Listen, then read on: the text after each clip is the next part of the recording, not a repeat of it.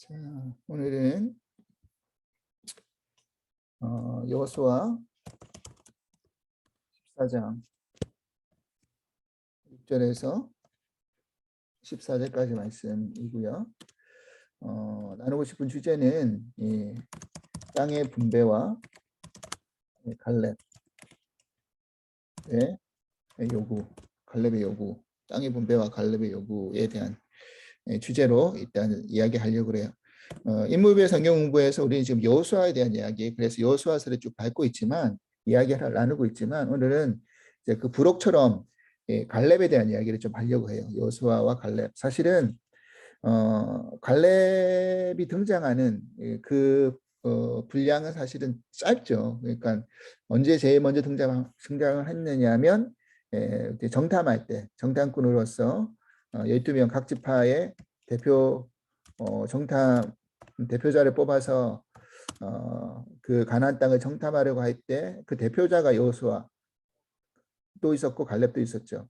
근데 이 두 사람의 이름을 기억하는 이유는 나머지 12명 정탐 중에서 10명의 이름이 우리는 기억이 남지 않지만 이 두 사람의 이름이 기억되는 이유는 그 땅을 정탐하고 와서 그 땅에 대해서 하나님 앞에 충성하고 하나님을 믿고 그 믿음에 대한 선포를 하고 눈에 보이는 대로 그 땅의 어떤 그 규모라든지 그 땅을 차지하고 있는 사람들의 어떤 크기와 위압 때문에 위축되지 않고 하나님에 대한 믿음을 선포함으로 말미암아 하나님이 그 땅을 우리에게 주실 것이다라는 백성들에게 그런 선평을 하게 되는 거죠. 긍정적인 평가를 하게 되는 거죠. 그 믿음을 이제 우리는 기억하고 여호수아 갈렙을 기억하는데 그 다음부터는 갈렙의 어떤 이야기가 잘 등장을 하지 않고 이제 이 부분 모든 전쟁이 끝난 다음에 이제 여호수아 14장이 나오는 이 부분에서 갈렙이 이제 등장을 하게 돼요.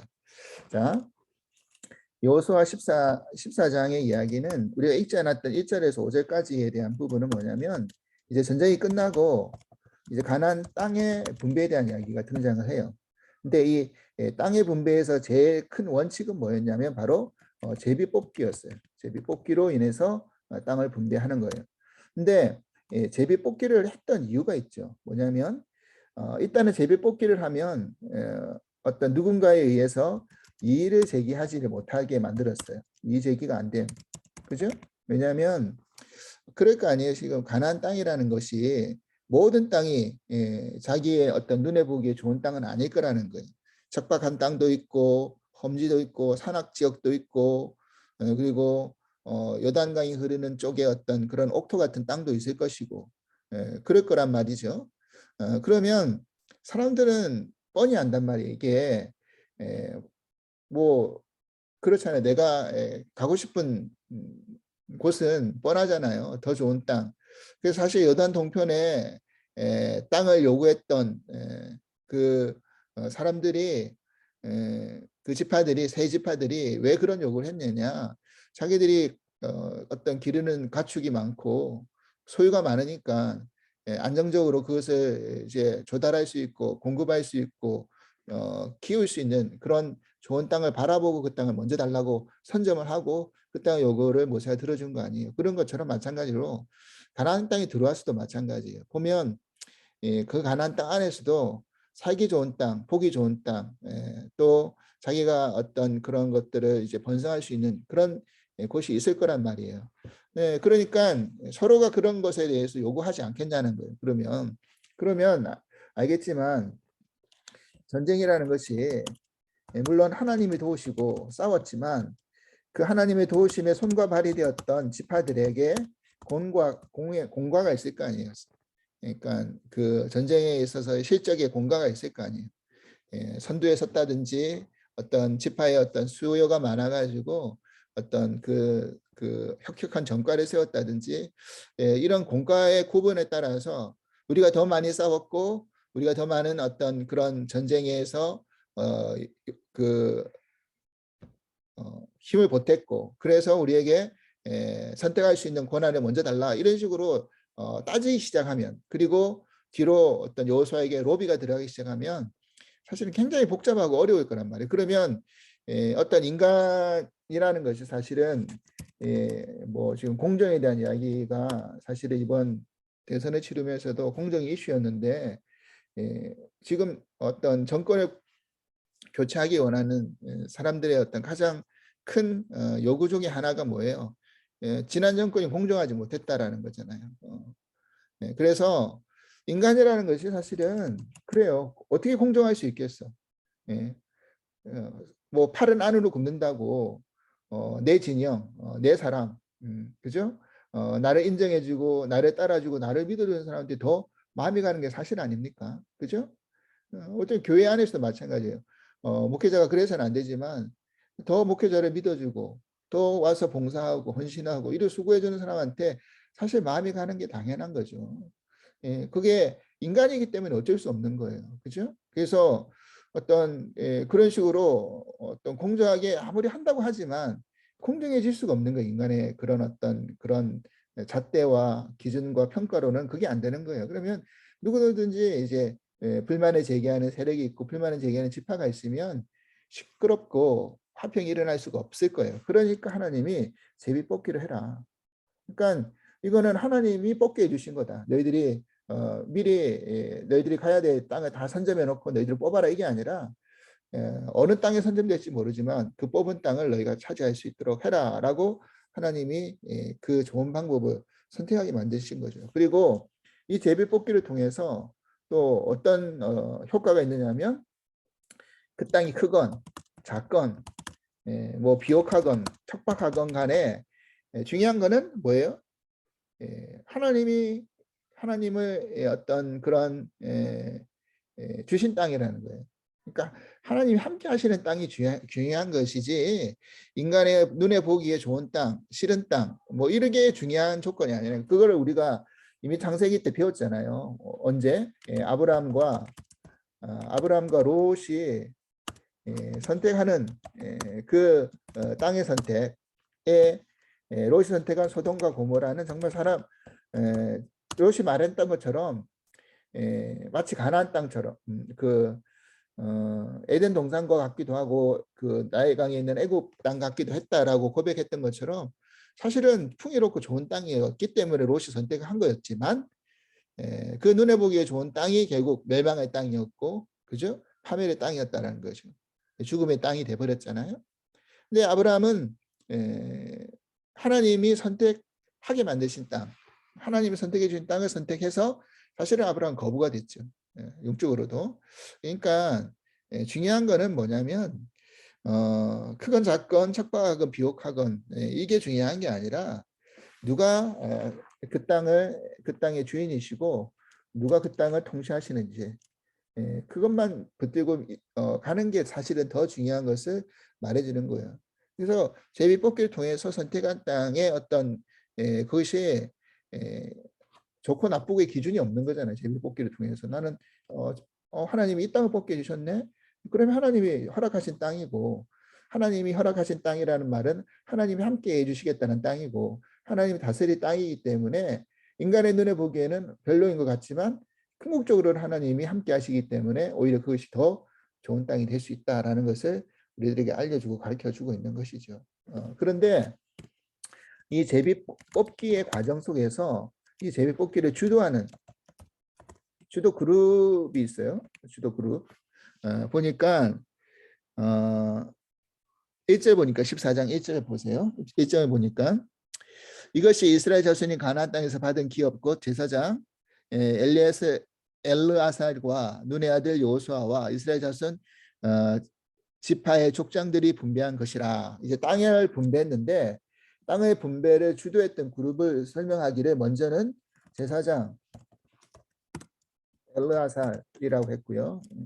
엘르아살은 누구죠? 아론의 아들이죠. 제사장 엘르아살. 그 다음에 요수아. 그 다음에 한 그룹 더 각 지파들의 족장들이 이제 그 땅의 분배의 주도권을 가지고 이제 이끌어 나갔어요. 근데 여기서 우리가 주목해서 봐야 될 건 뭐냐면 그 이름들의 순서예요. 그래서 성경은 그 이름들의 순서가 참 중요하죠. 무슨 말이냐면 중요한 사람 순서로 나열이 돼요. 성경을 일단은 보면 이름이 나열될 때 중요한 순서대로 이름이 나열된다는 말이에요. 그러면 사실은 가나안 땅을 정복하고 이끌었던 지도자는 누구죠? 일단 여호수아죠. 여호수아. 그리고 이 성경을 이 여호수아를 썼던 저자도 여호수아라고 이야기하고, 그러면 저자 입장에서 내가 지금 이 성경을 쓰고 있는데 땅의 분배에 의해서 그런 것들을 이야기할 때 당연히 여호수아가 먼저 오는 것이 어떻게 보면 상식적일 거 아닐까라는 생각을 해요. 왜냐하면 내가 중요한 사람이니까. 하지만 여호수아는 전쟁의 그런 어떤 그 지휘관으로서의 역할이었잖아요. 그러면 이제 전쟁이 끝났어. 가나안 땅의 전쟁이 이제 마무리가 됐어. 평화가 왔어. 그러면 사실은 여기서는 뭐가 더 중요한 거냐? 제비뽑기를 할 때 어떤 전쟁을 하는 게 아니니까, 전쟁의 싸움을 통해서 누가 선봉에서 누가 나중에 쓰는 그 제비뽑기를 하는 게 아니고 평화를 통해서 이 땅을 분배하는 제비뽑기니까 일단 하나님 뜻이 중요한 거고, 그 하나님 뜻을 묻기 위한 그 영적 지도자가 중요한 거죠. 그죠? 그래서 제사장 엘르아사 이름이 먼저 언급이 된 거예요. 사실은. 그 다음에 여호수아, 그 다음에 족장들의 이름이 나열이 된 거죠. 이것이 중요한 거예요. 그래서 우리가 기억해야 될 것은 뭐냐면, 교회 안에서의 어떤 그 리더 그룹이 이제 나누어질 때 사실은 누가 더 크고 누가 더 작지 않다라는 거예요. 심지어 목사와 성도의 관계도 마찬가지예요. 그잖아요. 그리고 직분도 마찬가지예요. 뭐냐면 직분이라는 것은 결국 뭐냐면 뭐예요? 기능, 역할이 중요한 것이지 그것이 신분이고 계급이 아니잖아요.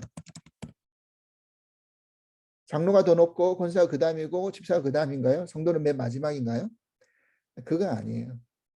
내가 직분을 받았다고 해서 내가 누구보다 더 높은 자리에 있는 게 아니는 거예요. 계급도 아니고 신분도 아니에요. 목사라고 해가지고 뭐 그 어떤 리더 그룹에서 최고의 어떤 자리가 아니에요. 그냥 하나님이 각각의 역할 속에서 맡겨주신 거예요.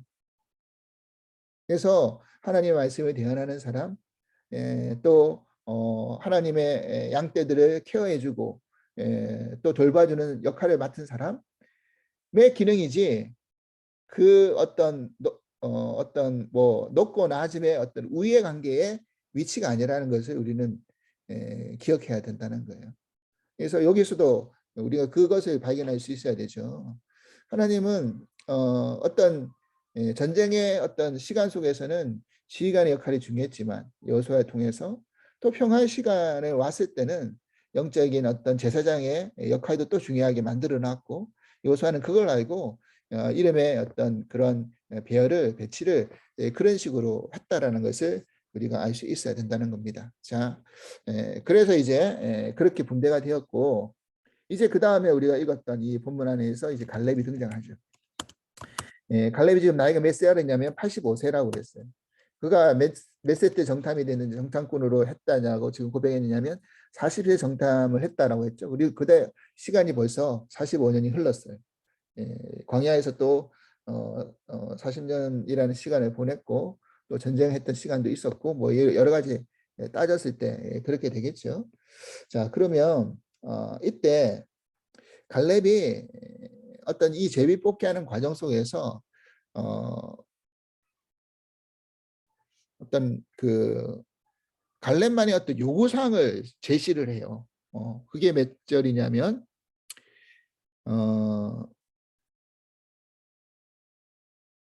12절. 그날 여호와께서 말씀하신 이 산지를 지금 내게 주소서. 당신도 그날에 들으셨거니와 그곳에는 안악 사람도 있고, 뭐 이거는 좀 이따 이야기하고요. 자, 여기서 갈렙이 우리가 잘 아는 갈렙에 있어서 가장 유명한 말이죠. 이 산지를 내게 주소서라는 말. 이 산지를 내게 주소서. 이건 어떤 제비 뽑기의 어떤 방법하고는 좀 다른 거 아니에요. 제비 뽑기를 해가지고 어떤 것이 선택되든 간에 이건 하나님이 선택해 주신 거야라고 내가 믿고 그걸 순종하면 끝나는 거잖아요. 근데 갈렙은 안 그랬다라는 거예요. 갈렙은 유다 지파의 대표로 지금 나와서 이야기하는 거예요. 그리고 이 갈렙이라는 이름의 뜻이 사자 새끼라는 그런 의미가 있어요. 그래서 유다 지파의 대표로서 사자 새끼와 같은 어떤 그런 역할을 가지는 사람으로서 전쟁에서 혁혁한 경과를 세웠고, 그러면 느닷없이 지금 다 제사장 여호수아 또 그 지파의 족장들이 그렇게 합의하에 하나님의 뜻에 순종해서 제비뽑기를 하려고 하는데 갈렙이 자꾸 먼저 그거의 어떤 원칙에 벗어난 이 산지를 좀 주십시오 하는 거예요. 그러면 우리가 생각할 때 지금 갈렙이 뭔가 이 산지를 달라고 했던 이 산지가 정말 놓치기 싫은 정말 뭔가 중요한 어떤 땅이라서 정말 차지하고 싶은 욕심을 가지고 있는 땅이라서 그런 거 아닌가라는 일반적인 생각을 할 수 있잖아요. 무슨 말입니까? 예를 들어 가지고 남들이 제일 가기 싫어하는 그런 걸 내가 먼저 달라고 하진 않을 거 아니에요.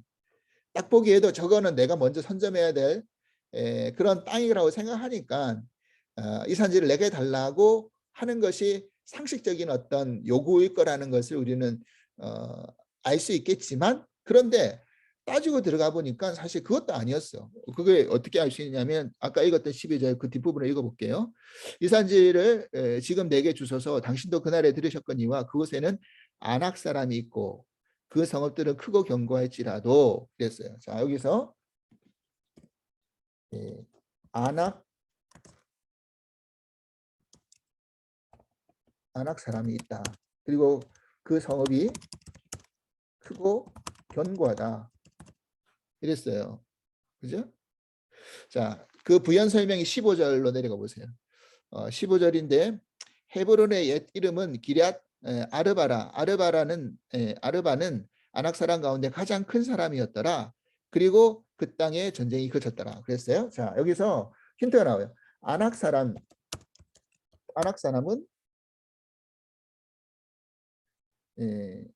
그냥 일반적인 평범한 사람들이 아니라 어떤 사람이라고요? 가장 큰 사람이 이제 거인 족속이래요. 거인 족속. 그 갈렙과 여호수아 12명의 그 정탐꾼들이 정탐을 해가지고 그 땅에 아낙 자손의 거인 족속이 있어서 우리가 볼 때는 그들과 비교했을 때 메뚜기처럼 작은 존재입니다. 라고 10명의 사람들이 자기들의 어떤 변명을 이야기할 때 부정적인 어떤 평가를 내릴 때 그런 식으로 평가를 내렸잖아요. 눈에 보이는 대로.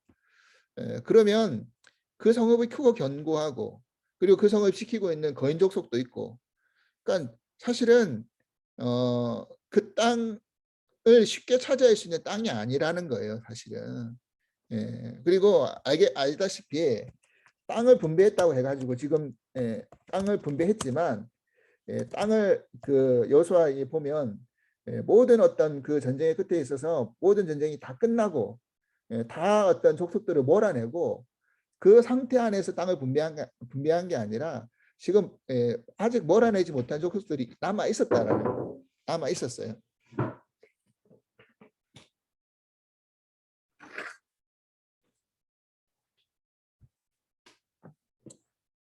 그죠? 그러니까 지금 아직도 이 땅 안에 지금 여호수아가 요구하려고 하는 이 땅은 아낙 사람이 있는 거야. 건족속도 쫓아내야 되는. 그래서 그 12절 보니까 있을지라도 나와 함께 하시면 내가 여호와의 말씀하신 대로 그들을 쫓아내리라. 그래서 이제 쫓아내야 될 땅이란 말이에요. 그러면 반대로 이야기하자면 이 땅은 험지야, 험지. 가기 싫은 땅이에요. 다른 사람, 일반적인 사람들이 선택하고 싶지 않은 땅. 그죠?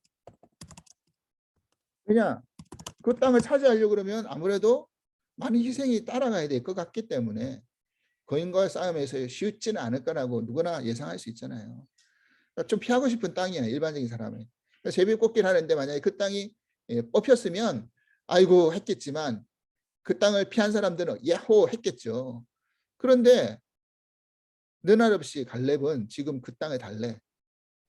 그리고 그 땅이 사실은 남들이 가기 싫어하는 땅, 험지, 어려운 땅, 힘든 땅, 차지하기 쉽지 않은 땅인 거예요. 그러면 여기서 우리가 일반적인 어떤 어떤 갈렙을 이야기할 때 많은 어떤 그 신학자들의 평가는 이렇게 갈렙이 요구했다라는 이 의미 속에서 참 갈렙의 믿음, 용기가 있다. 그리고 다른 그 이스라엘 백성들이 가지 않으려고 하는 그런 희생 정신이 있다. 이렇게 이제 평가를 내리죠. 근데 사실은 이거보다 더 큰 영적인 의미가 있어요. 지금 갈렙이 이 땅을 차지하려고 했던, 달라고 했던 이유 속에는 우리가 이걸 알아야 되는 거예요. 자, 그래서 앞에서 말했지만 중요한 땅이야. 이 중요한 땅이 어떤 땅이냐면 헤브론이래요. 헤브론. 헤브론. 보죠? 15절에 헤브론의 옛 이름이라고 그랬잖아요. 이 산지를 내게 달라고 했던 이 땅은 이름이 뭐냐면 헤브론이에요. 그래서 해발 3,040피트 정도의 높이에 있는 땅이에요. 그러니까 그 가나안 땅 중에서 최고의 고지야. 그러니까 험지죠. 완전히 고지인데다가 거인족 속도 버티고 있고 성읍도 강하고 크고 그런 거예요. 그러면 사실은 갈렙도 뭐 정탐도 했겠다. 나이도 85세에 이겠다. 충분히 뭐죠? 뭐가 좋고 싫고를 자기도 분별할 수 있는 사람이잖아요. 분별력이 없어서 그 땅에 달라고 한 건 아닐 거라 분명히. 그러면 갈렙이 왜 용기 있게 이렇게 했을까? 이게 중요한데 이게 포인트인데 자 그러면 우리가 그 생각을 해보자고요. 아까 이야기했던 아브라함과 롯이 땅을 선택을 했을 때 롯이 선택한 땅은 소돔과 고모라는 거 알아요? 그러면 아브라함이 선택한 땅은 가나안 땅의 어떤 왼쪽 부분인데 뭐냐? 어디냐? 자, 창세기 13장 14절에서 18절 말씀 일단 먼저 볼게요. 창세기 13장 14절에 18절 보면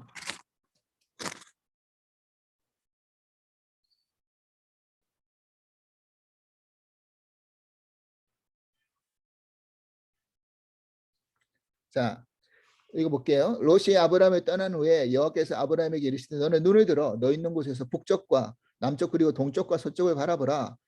보이는 땅을 다 내가 너와 내 자손에게 주리니 영원히 이르리라. 내가 내 자손이 땅의 티끌을 갖게 하리니 사람이 땅의 티끌을 능히 셀 수 있을진데 내 자손도 세리라. 너도 일어나 그 땅을 종과 행으로 두루 다녀보라. 내가 그것을 내게 주리라. 이에 아브라함이 장막을 옮겨 헤브론에 있는 마블의 상수리 숲으로 이르러 거주하여 거기서 여호와를 위하여 제단을 쌓았더라. 자 여기 뭐가 등장하죠? 헤브론이 등장해요. 그러니까 아브라함이 선택한 그 땅 중에서는 헤브론이라는 땅이 있었고 하나님이 그러니까 아브라함이 선택한 게 아니지. 하나님이 선택을 해서 아브라함에게 주신 땅 안에서는 헤브론이 있었고 그 땅에서 뭐 했다는 거예요? 제단을 처음 쌓았다는 거예요. 제단을 쌓고 그죠? 예배 드렸어요. 헤브론에서. 그러니까 영적으로 중요한 땅인 게 헤브론 영적으로 중요한 땅이 된 거죠. 그죠? 자, 그 다음에 창세기 23장 4절 말씀 보십시오. 창세기 23장 4절에 보면 나중에 이제 아브라함의 아내 사라가 죽어요. 사라가 죽어가지고 이제 그 땅에서 장사를 지내야 돼.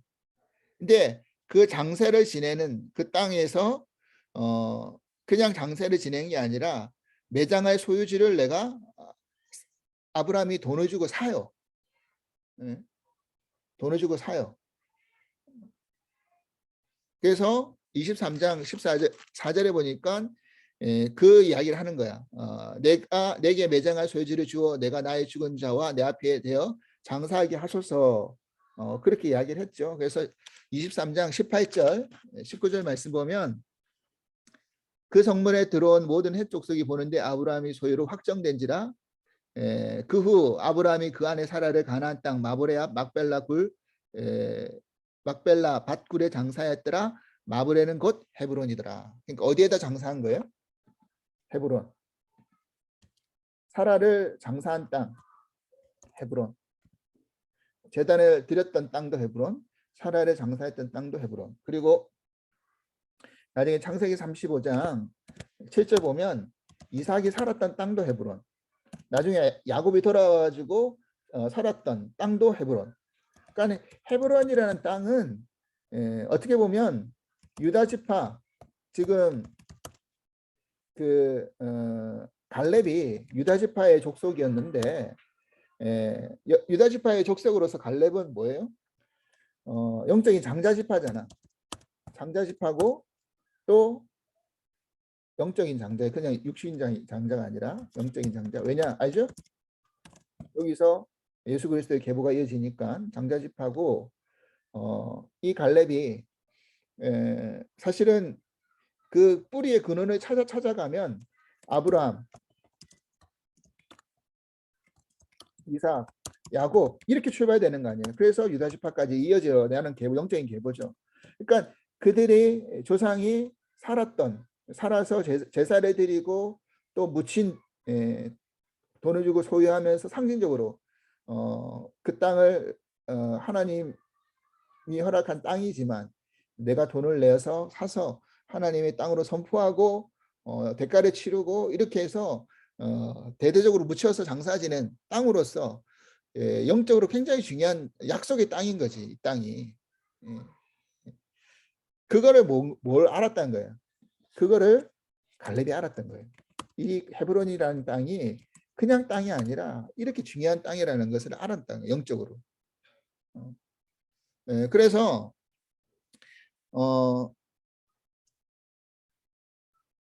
창세기 49장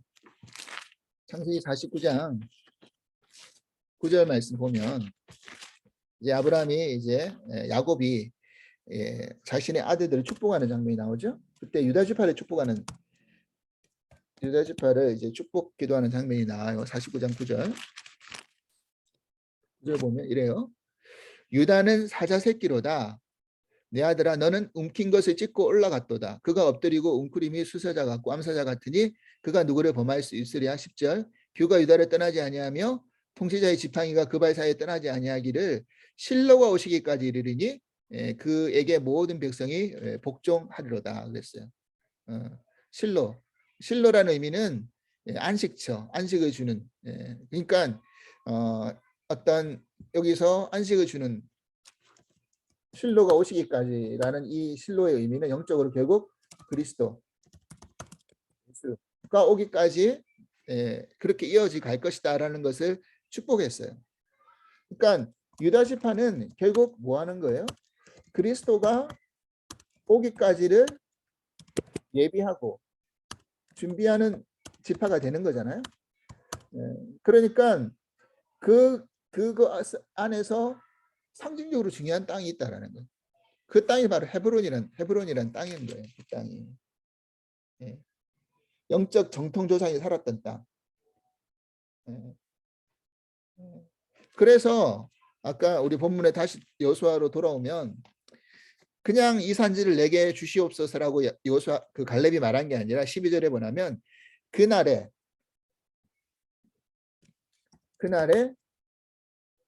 여호와께서 말씀하신 이 산지,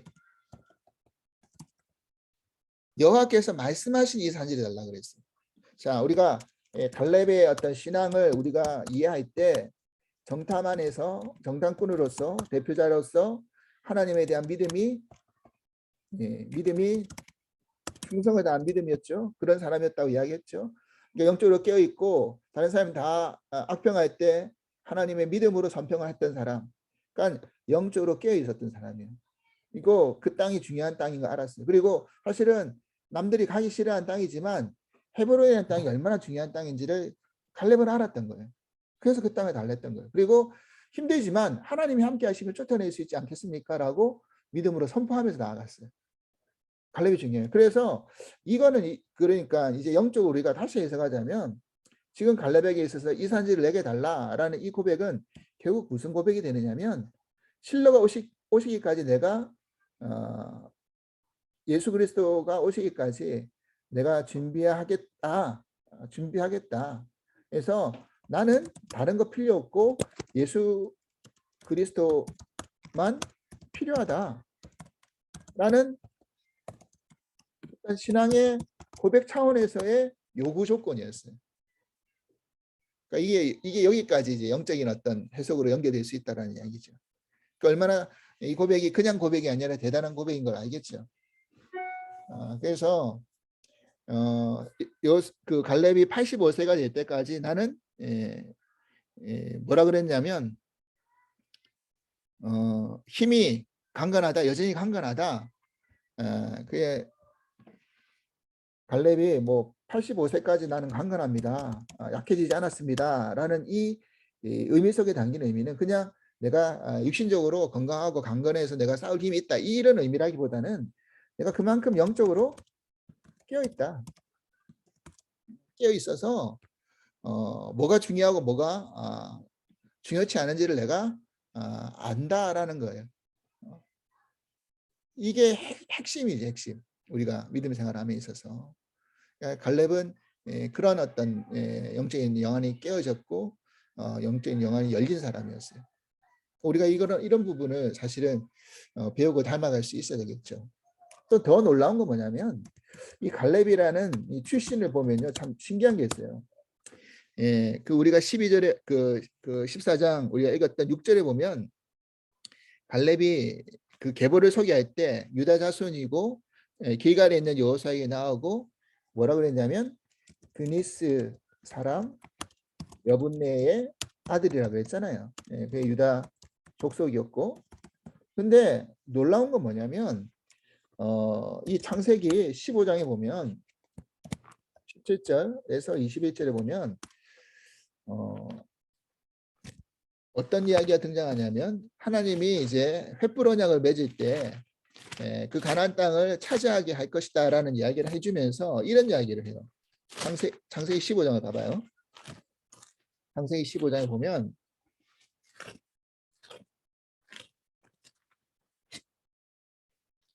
15장에 보면 17절 이하에 보면 해가 져서 어두운 때 연기로 나는 화로가 보이며 타는 횃불이 쪼갠 사이로 지나가더라. 그날에 여호와께서 아브라함과 더불어 언약을 세워 이르시되 내가 이 땅을 애굽 땅에서 큰과 유다 우리알까지 네 자손에게 주노니 겐 족속, 그니스 족속, 감몬 족속. 자, 여기서 어떤 족속이 등장하죠?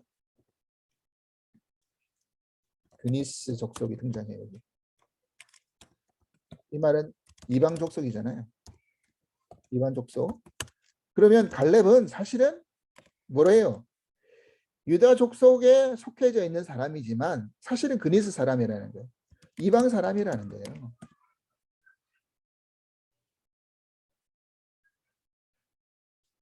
그러니까 정통 유다 지파의 어떤 그 혈통을 이어간 사람, 혈통으로 대표가 된 사람이 아니라는 것을 이야기해 주는 거예요. 이 말은 어떤 구속사적인 어떤 상징적인 어떤 그 것을 내포해요. 뭐냐면 유다 지파가 사실은 이 유다 지파 계보 안에서 우리가 여호수아서에 들어가면서부터 라합이라는 이방 여인이 그저 그 계보 안에 들어가는 거 아니잖아요.